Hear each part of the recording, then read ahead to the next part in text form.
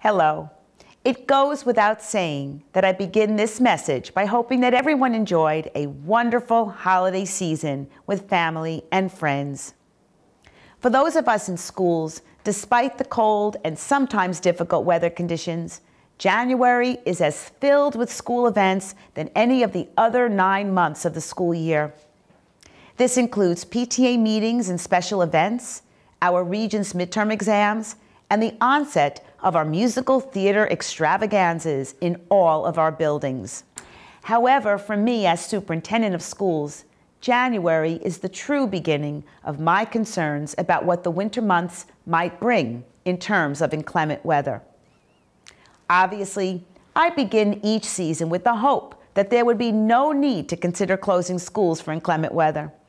Of course, we all know this is an unrealistic expectation. That being said, I thought I would share with you what goes into making the difficult and often unpopular decision as to whether or not to close school. When significant inclement weather is anticipated, superintendents among neighboring districts are in touch by phone or email the evening before the anticipated conditions. We usually agree to have a phone conference as early as 5 a.m. the following morning. Prior to that conference call, I am in touch with our bus company and our director of facilities, who help to give me some sense of whether or not they believe it would be safe to keep schools open. Obviously, when the forecast is clear and the conditions are significant, this is a relatively easy call to make. It is when there are questionable conditions and an unclear forecast that makes the decision quite difficult. If it seems that all that is needed is some additional time to clear roadways and pathways, then a delayed opening makes sense.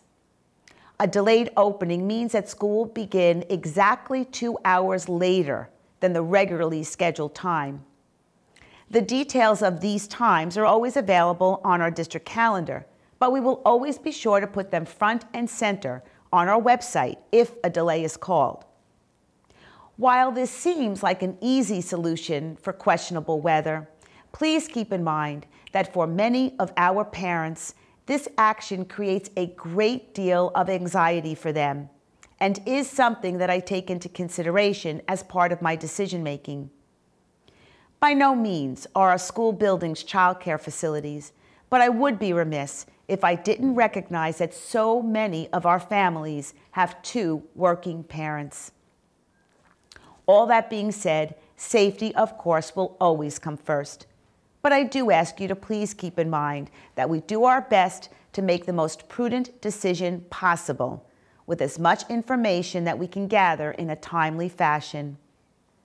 But unfortunately, we cannot control the weather 100%.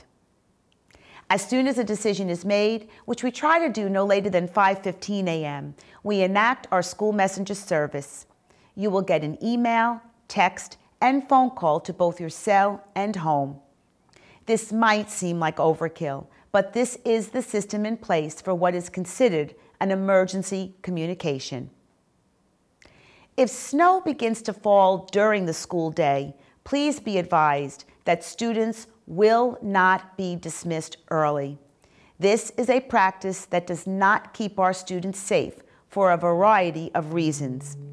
We will, however, cancel after-school activities, at which point a message to that effect will be sent to all homes. Again, my hope is that if we have to have snow, it comes on Saturdays and Sundays, which should make it safe for all to come to school on Monday. Getting back to our school calendar, our January Board of Education meeting will be held on Wednesday, January 18th at 7:30 p.m., which will be the start of our budget conversations.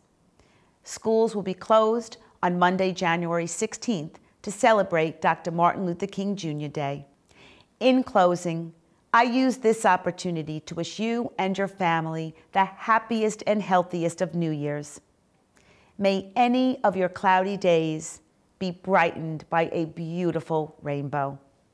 Thank you.